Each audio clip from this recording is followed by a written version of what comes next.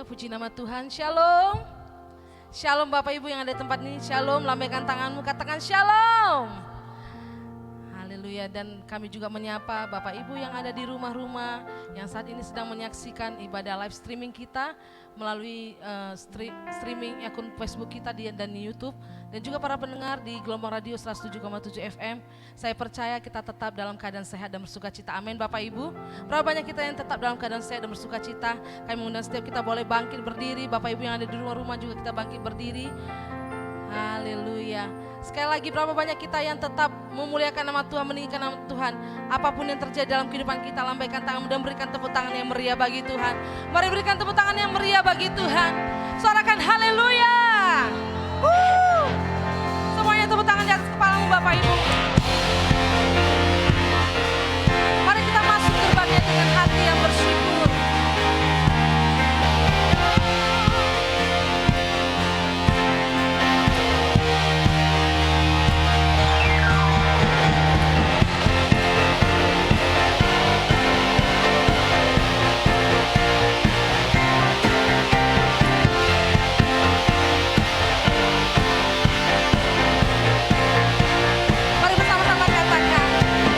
Ku masuki gerbangnya Tuhan.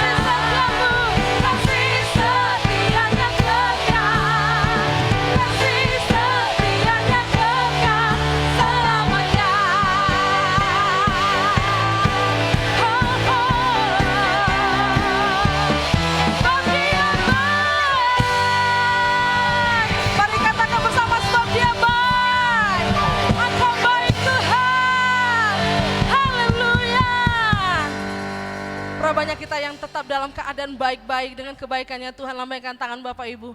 Mari kita angkat kedua tangan kita. Kami mau berkata ya Tuhan, Engkau sungguh baik ya Tuhan Yesus. Engkau sangat baik ya Bapa. Engkau Allah yang tidak pernah meninggalkan kami Tuhan. Engkau yang terus berjalan bersama dengan kami ya Bapa yang baik. Dan kami kagum ya Tuhan Yesus untuk setiap kasih setiamu atas setiap kehidupan kami Bapa yang baik. Kami bersyukur Tuhan untuk Roh Kudus yang hadir di sini ya Bapa yang baik. Kami percaya Tuhan saat Roh-Mu ada di tempat ini, Engkau ya Bapa yang baik akan mencurahkan ya Tuhan kasih-Mu atas setiap kami. Dan kasih-Mu seperti sungai ya Bapa yang baik yang tidak pernah kering ya Tuhan. Dan kami puas ya Bapa yang baik berada di dalam kasih karunia-Mu Tuhan. Terima kasih Bapa yang baik. Kami mau dedikasikan ibadah ini ke dalam tangan-Mu Tuhan. Kami percaya Engkau akan melawat setiap umat-Mu Tuhan. Dimanapun mereka berada ya Bapa, baik yang ada di rumah-rumah, baik dimanapun mereka berada Tuhan Yesus. Kami percaya Tuhan, saat pujian penyembahan dinaikkan Tuhan, datanglah kerajaan-Mu, jadilah kehendak-Mu di tempat ini sama seperti di surga. Di rumah kami sama seperti di surga ya Bapa yang baik. Terima kasih Bapa yang baik. Kami mau dedikasikan ibadah kami pagi hari ini hanya bagi kemuliaan nama-Mu ya Tuhan. Dan kami percaya sesuatu yang ajaib terjadi di tempat ini Bapa. Haleluya. Mari kita yang percaya bersama dengan saya katakan amin. Silakan duduk kembali Bapak Ibu. Mari siapkan hati kita, berikan yang terbaik bagi Tuhan. Terima kasih Tuhan Yesus. Terima kasih Yesus. Roh Kudus, Kau hadir di sini. Roh Kudus, ku mengasihi-Mu. Kau lembut, Kau manis, Kaulah penghiburku, penolongku, diutus Bapa-Ku.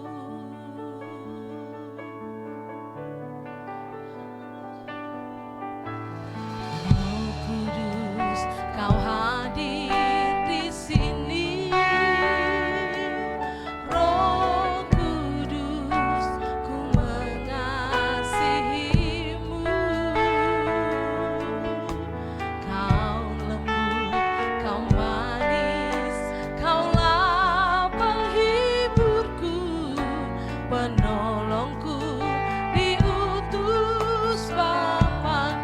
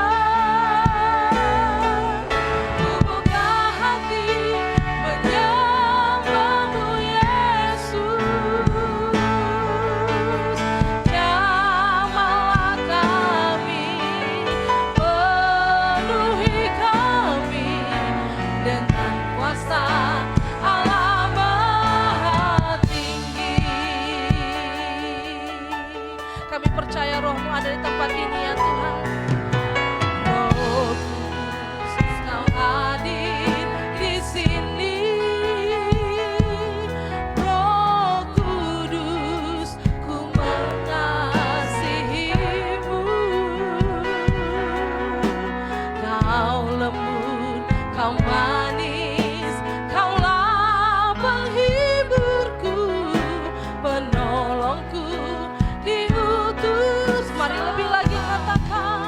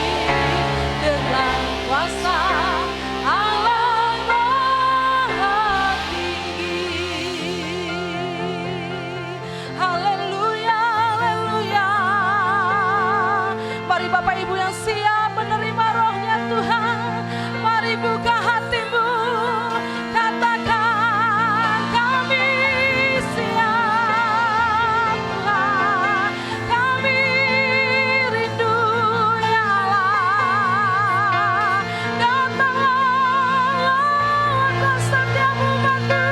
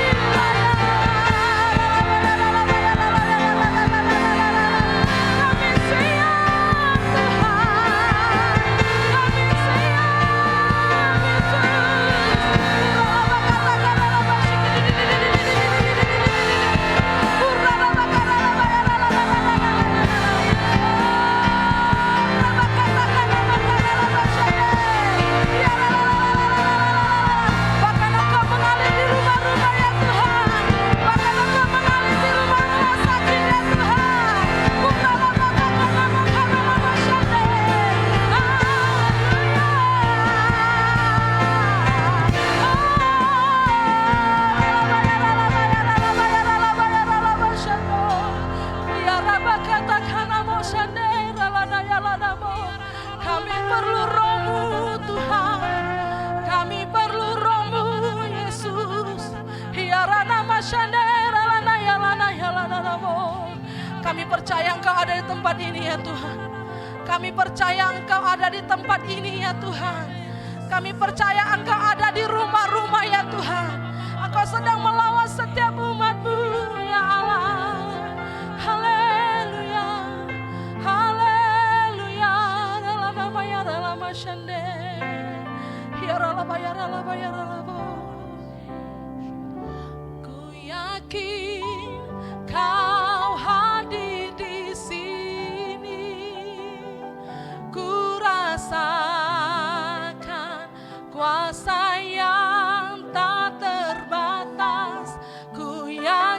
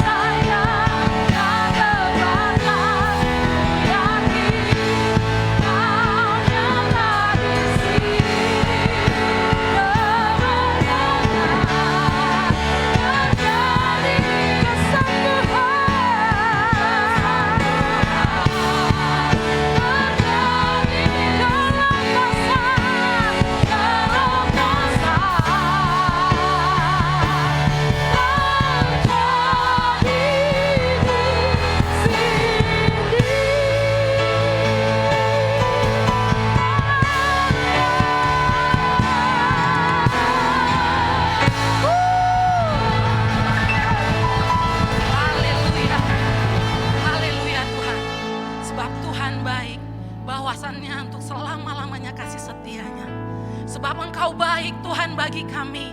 Sebab Engkau Tuhan baik bagi negeri kami Tuhan. Kasih setianya untuk selama-lamanya. Dan kami percaya dengan iman kami katakan Tuhan, segala sesuatu yang terjadi atas hidup kami, bahkan atas negeri kami, yang walaupun dengan mata kami Tuhan, dengan jasmani kami melihat tidak sesuai dengan apa yang kami harapkan. Dengan iman kami percaya Tuhan sedang bekerja untuk mendatangkan kebaikan bagi kami, bagi negeri kami dalam nama Tuhan Yesus. Kami percaya Tuhan, ini waktunya Bapa. Engkau sedang membawa Indonesia dan seluruh kehidupan kami ke dalam dimensi yang baru, ke dalam kemenangan yang baru, ke dalam kemuliaan Tuhan. Ini waktunya Bapa. Kami direndam dalam hadirat Tuhan dan kami percaya Engkau sedang membawa Indonesia ke dalam pemulihan demi pemulihan. Terima kasih, kami mengangkat tangan kami memberkati Indonesia Tuhan. Shalom Indonesia, shalom negeri kami. Damai sejahtera Allah yang melampaui segala akal, itulah yang memelihara Indonesia dari Sabang sampai Merauke, dari kota-kota, desa-desa, bahkan lembah-lembah Tuhan. Kami akan melihat pemulihan demi pemulihan terjadi atas negeri kami. Diberkati para pemimpin, diberkati penduduknya, diberkati seluruh negeri kami ya Allah.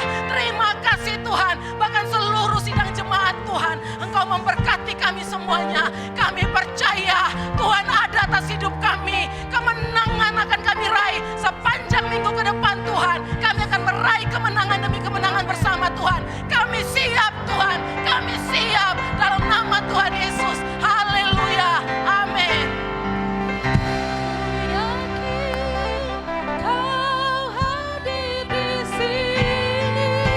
Sambil kita mempersiapkan untuk merenungkan firman Tuhan.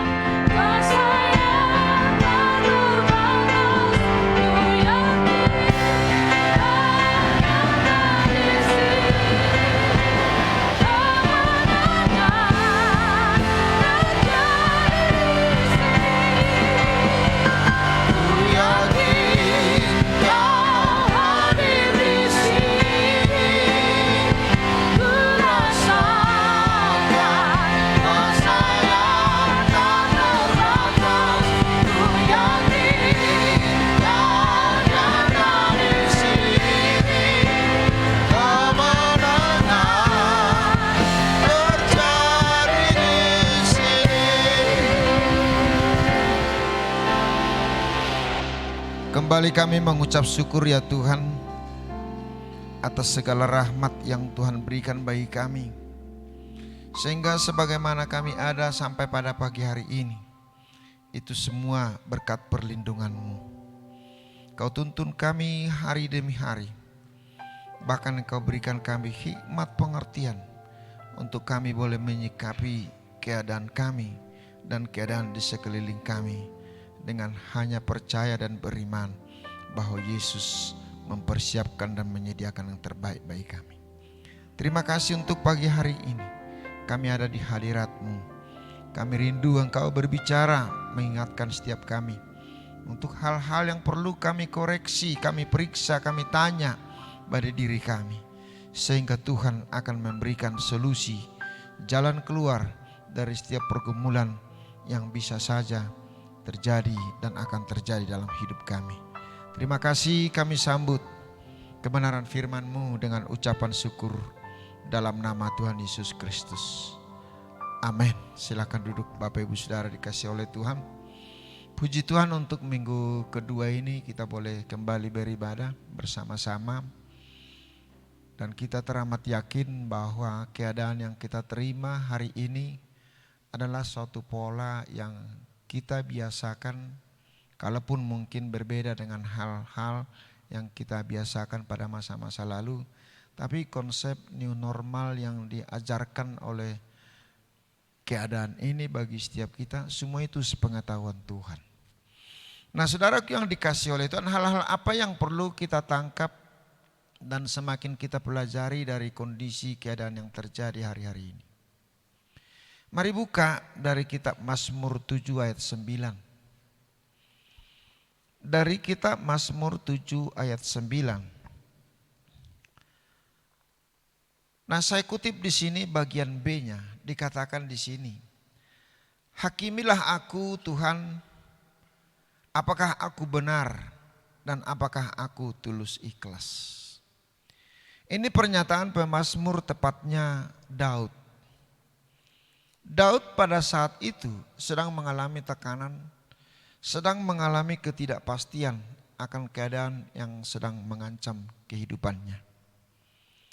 Daud melihat kondisi keadaan itu bukan dari sudut pandang orang pintar, orang bijak untuk mendapatkan jawaban dari permasalahan itu. Tapi pada saat ini kita bisa belajar dari seorang Daud. Dia meratap di dalam Mazmur 7 ini dan berkata kepada Tuhan, hakimilah aku. Nah saudaraku, kalau kita hidup di dalam koridor hukum yang berlaku, maka puncak daripada fakta hukum ini untuk boleh kita mendapatkan upah, kebebasan atau hukuman, itu adalah pengadilan, dan di sana hakim menunggu setiap persoalan.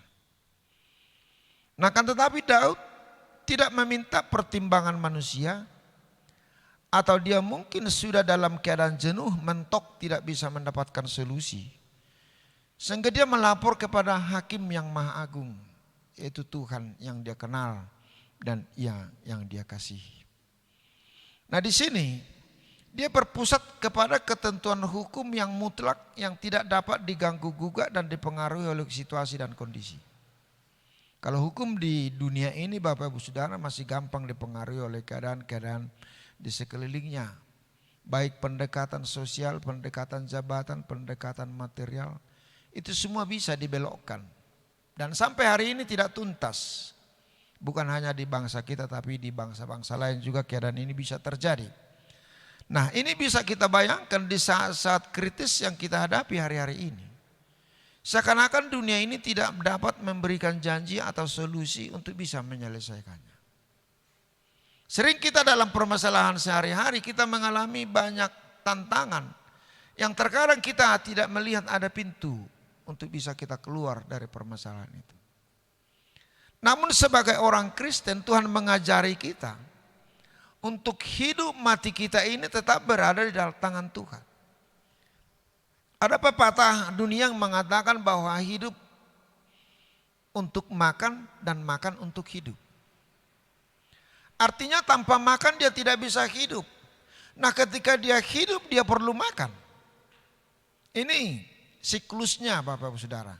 Tapi bagi orang percaya, hidup ini bukan untuk makan dan makan itu bukan untuk hidup.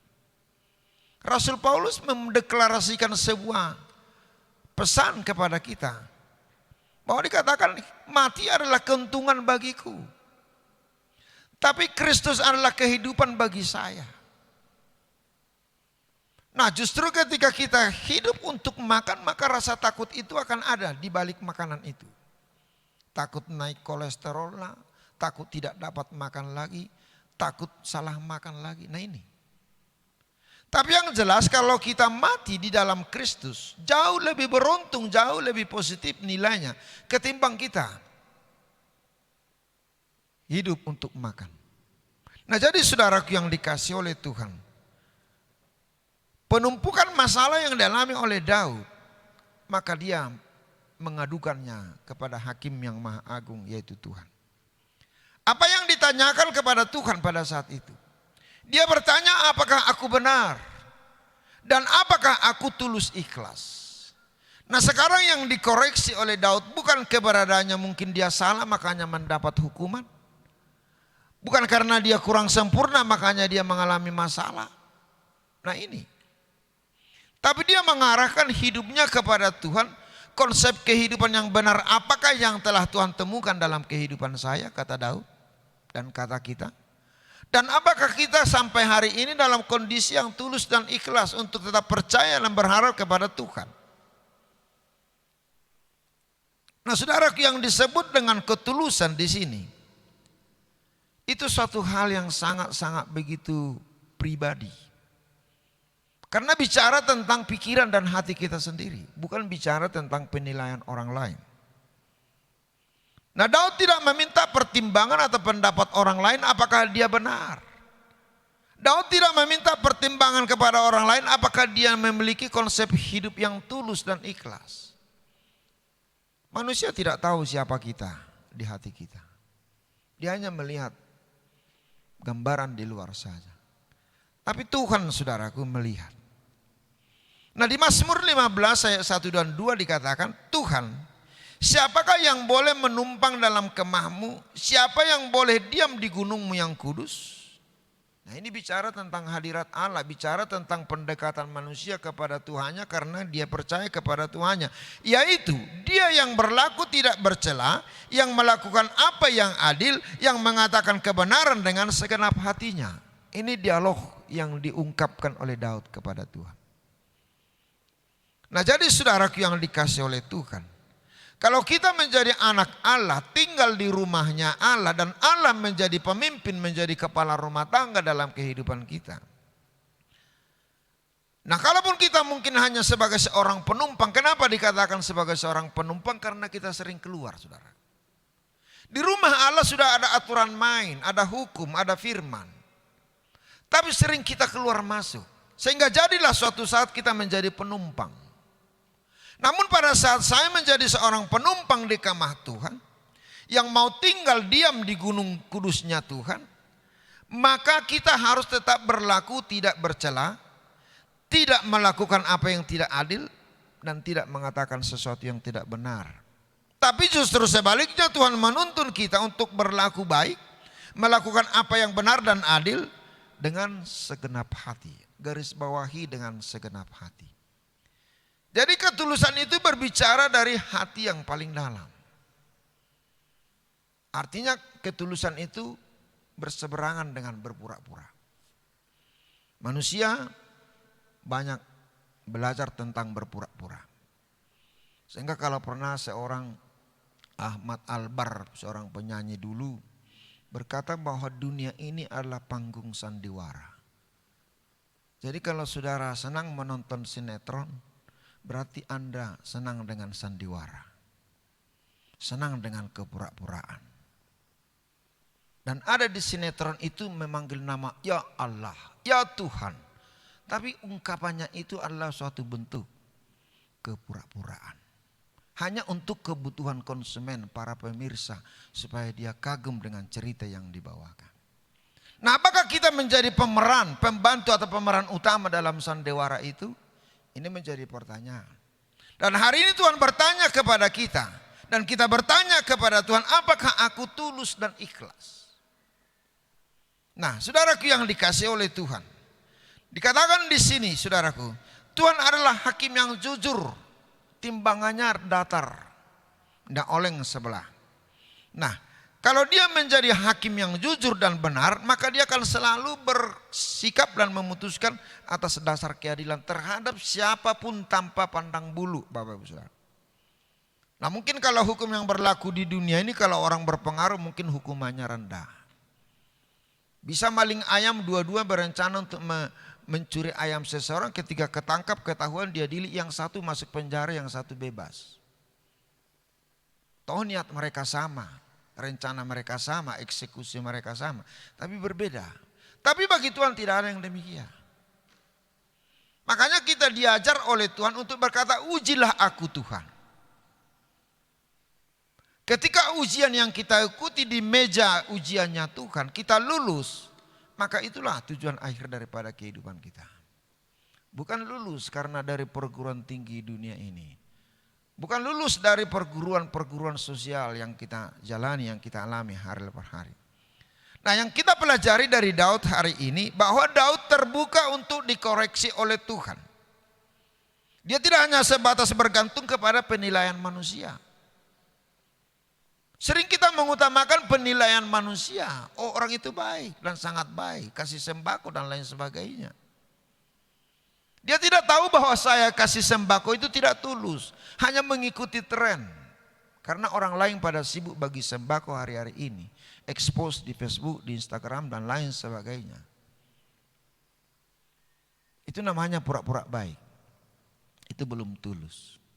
Nah jadi saudaraku yang dikasih oleh Tuhan, Daud terbuka untuk dikoreksi Tuhan. Dia tidak bergantung kepada penilaian dan opsi yang diberikan oleh manusia tentang sebuah tindakan yang dilakukan. Ini suatu bukti ketulusan hati daripada seorang Daud, bahwa dia memang makhluk atau anaknya Tuhan, dan dia berkenan di hadapan Tuhan sehingga segenap atau sepenuh jiwanya itu mengarah kepada Tuhan. Orang banyak khawatir pada hari-hari ini masalah makanan, masalah lapar, kebutuhan. Nah kalau kita bisa melihat kondisi yang terjadi hari-hari ini. Ada zona hijau, ada kuning, ada merah, ada biru, hitam dengan aneka ragam saudara. Namun yang kita kejar hari-hari ini lewat peristiwa ini, kita tidak tertarik dengan zona warna-warni itu. Tapi kita hanya tertarik dan ingin ditarik masuk dalam zona hadirat Allah. Amin saudaraku. Sehingga cara berpikir kita itu cerdas. Tidak berpikir bicara tentang perasaan, apalah yang saya harus makan. Bagaimana dengan pekerjaan saya? Bagaimana dengan jodoh saya? Karena masa corona ini perjodohan ditunda banyak. Nah ini menjadi bahan atau pusat pemikiran dari banyak orang. Tapi hendaklah kita dalam beraneka ragam zona yang silih berganti antara merah, kuning, hijau, kemudian macam lampu di persimpangan, lampu jalan saudaraku. Yang jelas zona kita adalah zona nyaman yang ada di hadirat Allah. Tidak mau pusing dengan kondisi-kondisi yang ada di sekeliling kita. Karena apa? Karena kita senantiasa hadir bersama dengan Tuhan. Siapa takut dengan dunia ini kalau memang Tuhan ada bersama dengan kita. Untuk itu kita beribadah di tempat ini. Menunjukkan bahwa Tuhan itulah yang menjadi pusat kekuatan, perlindungan dan pengharapan kita. Yang lain tidak bisa menjanjikan lagi. Kita masuk di dalam new normal. Suatu kebiasaan yang baru, yang harus kita biasakan. Sehingga kita terbiasa dengan hal yang baru. Yang Tuhan kehendaki, ada konsep ketulusan yang baru dari diri kita masing-masing. Bukan hanya sekedar kepura-puraan atau rutinitas ibadah kita. Tapi Tuhan menunggu kita hari-hari ini. Sampai seberapa jauh ketulusan saya datang beribadah kepada Tuhan. Hanya kita yang tahu dan Tuhan. Tetangga tidak tahu dan sahabat kita tidak tahu. Nah ketika Daud siap dikoreksi oleh Tuhan, itu adalah suatu keinginan yang sangat-sangat luar biasa. Terkadang kita sangat begitu gelisah ketika kita harus dikoreksi. Ketika saya dievaluasi dalam ruang kerja saya, ketika saya harus diteliti dari setiap seluk-beluk tugas dan tanggung jawab saya, mungkin saya khawatir. Saya mantan birokrat Bapak Saudara. Kalau saya dapat telepon ini pengawas dari kantor gubernur datang. Jantung itu dari 65 kali degupan 1 menit menjadi 92. Dan kemudian setelah pengawas pulang kembali normal.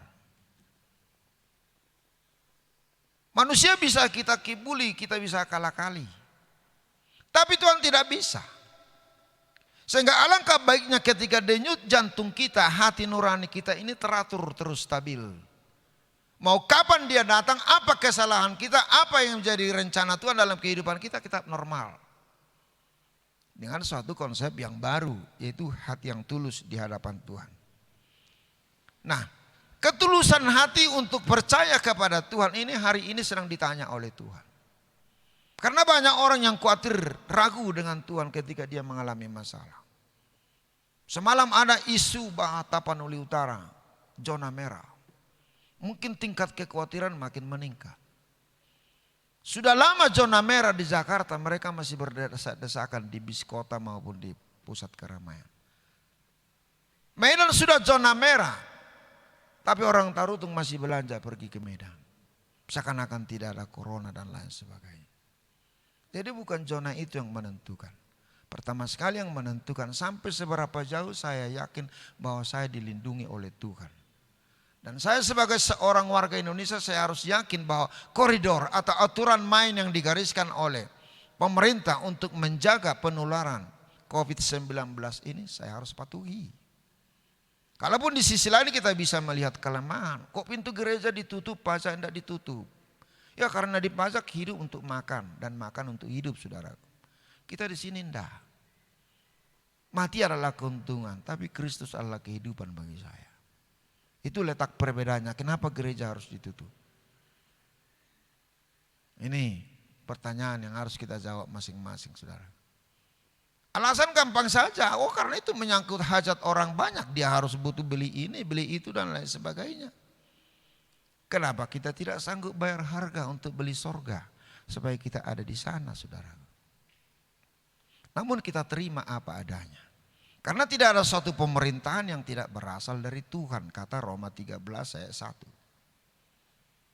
1. Sejelek apapun menurut penilaian kita seorang pemimpin di bangsa ini, yang jelas itu Tuhan izinkan. Tak mungkin saya harus ganti gubernur karena tidak cocok dengan saya. Itu ada prosedur, ada hierarkinya sehingga dia harus duduk di kekuasaan level provinsi. Nah, jadi kalau kita memiliki suatu jabatan, suatu status menjadi anak Tuhan, coba Anda bayangkan menjadi seorang anak. Dia itu akan menerima harta orang tuanya. Dan tanpa surat jaminan, tanpa surat notaris, harta bapak saya menjadi milik saya. Tapi kalau milik orang lain harus menjadi milik saya atas mungkin jerih payah saya atau dia berbelas kasihan kepada, itu harus ada aktenya, saudara. Punya persyaratan hukum yang berlaku. Tapi Tuhan telah menyelesaikan hukum tersebut melalui kehadiran Yesus dalam kehidupan kita. Sebagai juru selamat, sebagai penolong kita.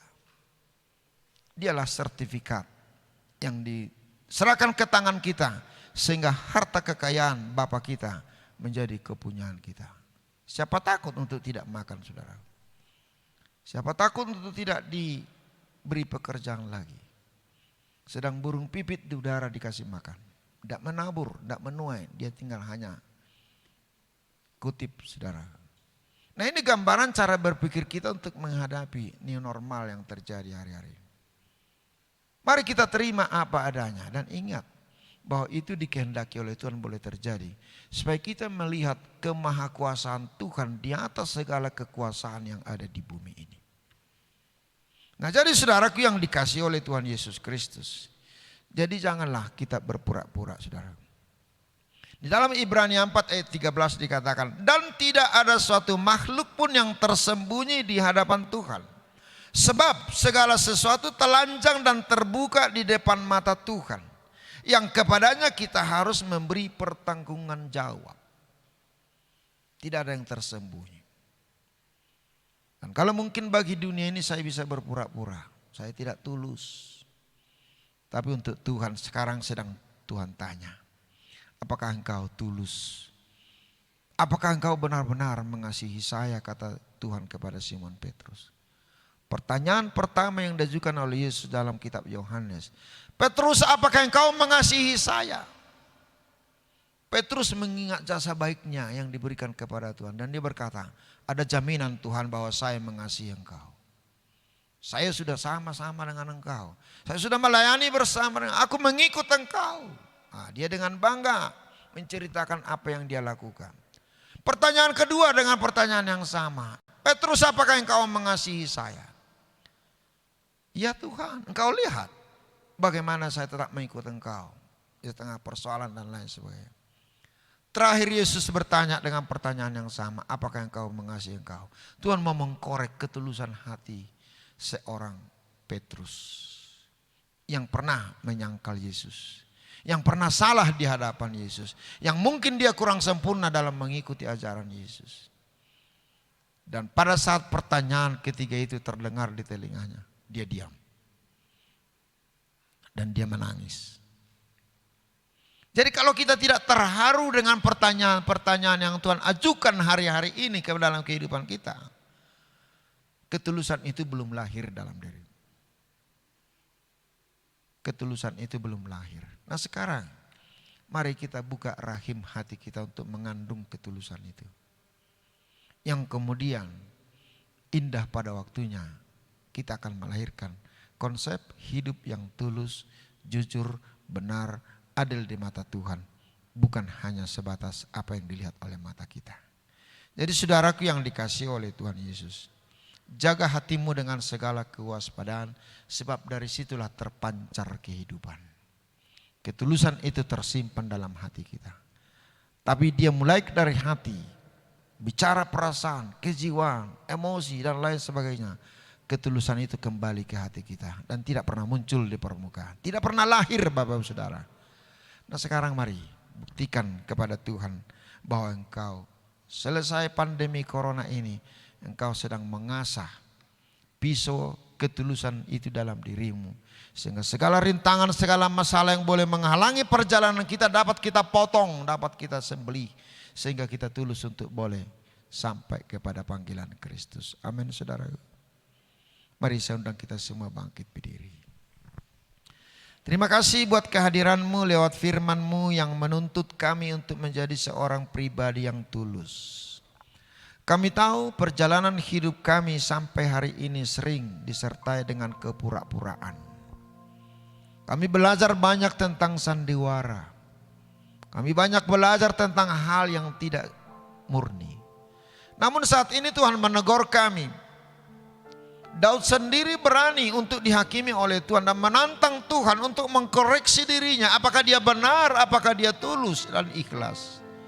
Sekarang kami mengajukan pertanyaan yang sama kepada Yesus. Ujilah kami Tuhan. Hakimilah kami Tuhan. Supaya kami memang benar-benar menjadi orang yang berkenan di hadapan Tuhan. Bukan hanya sekedar pengikut yang sering kami keluar dari rumah-Mu. Sering masuk, sering keluar, bahkan Tuhan sering mencari kami jauh dari rumah-Mu Tuhan. Untuk itu kami telah ada di rumah-Mu Tuhan. Yaitu hadirat-Mu yang memberikan kami kesungguhan untuk kami boleh melihat janji Tuhan. Dan kami teramat yakin kasih dan kemurahan-Mu akan melingkupi setiap kami. Dan firman itu akan hidup dan berbicara sepanjang hidup kami. Untuk kami semakin melatih diri kami menjadi orang yang tulus.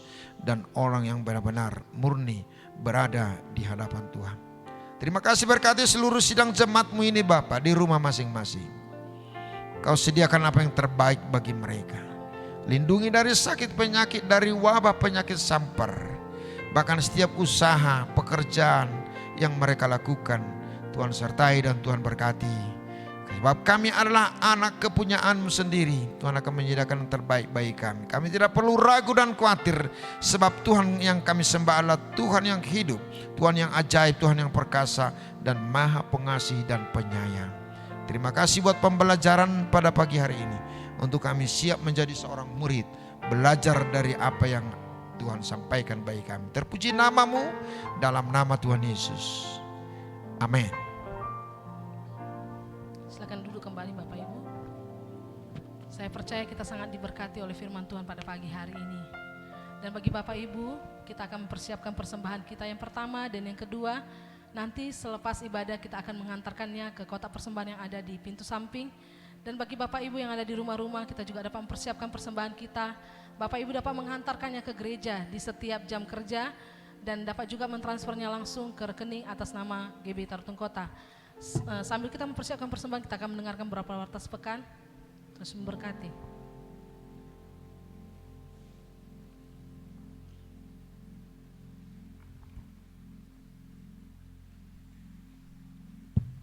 Shalom Bapak Ibu, Saudara-saudari. Pengumuman GBI Tartung Kota Minggu 14 Juni 2020. Kami mengucapkan selamat datang bagi Bapak Ibu, Saudara jemaat yang datang beribadah di GBI Tartung Kota. Dan juga selamat beribadah bagi jemaat lanjut usia dan anak-anak yang saat ini beribadah online lewat Facebook maupun radio 107,7 FM. Kita adalah satu keluarga dalam kerajaan Allah. Kami mengundang Bapak, Ibu, Saudara untuk dapat mengikuti ibadah-ibadah selanjutnya. Pada ibadah kita kali ini kita akan memberikan persembahan pertama dan kedua sekaligus setelah ibadah selesai.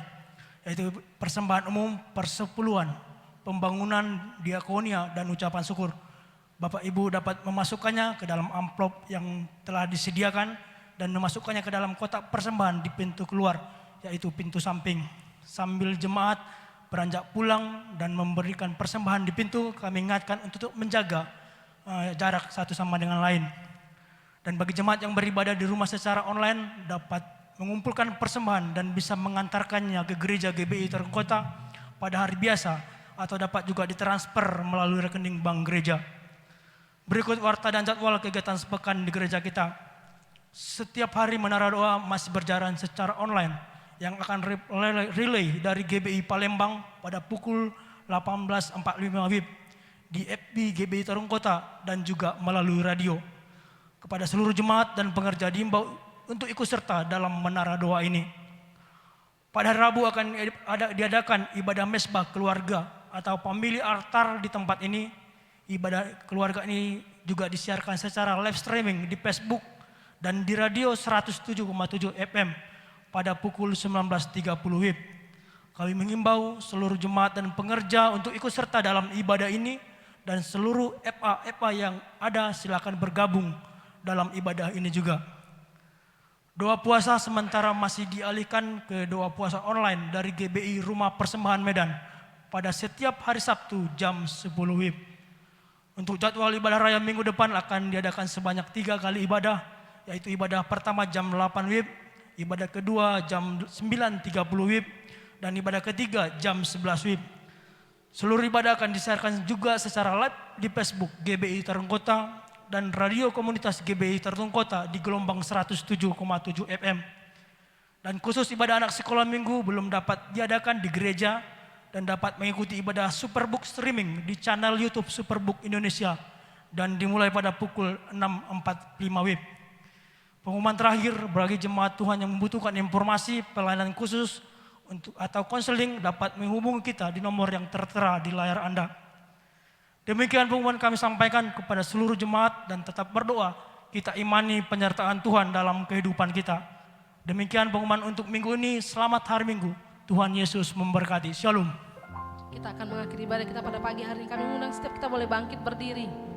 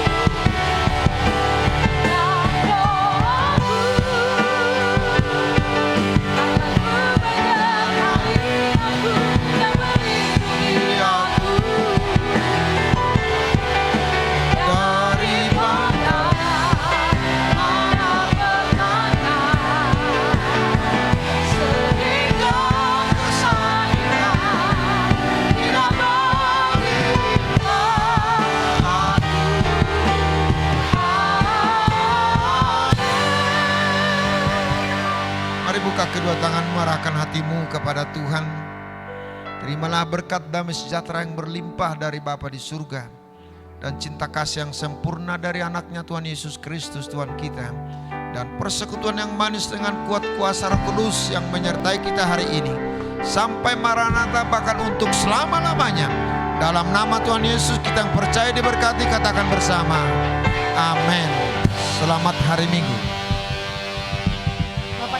Silakan keluar dari pintu samping dan tetap menjaga jarak sesuai dengan penanda yang telah disediakan. Selamat hari Minggu, Tuhan Yesus memberkati. Tetap jaga jarak Bapak Ibu.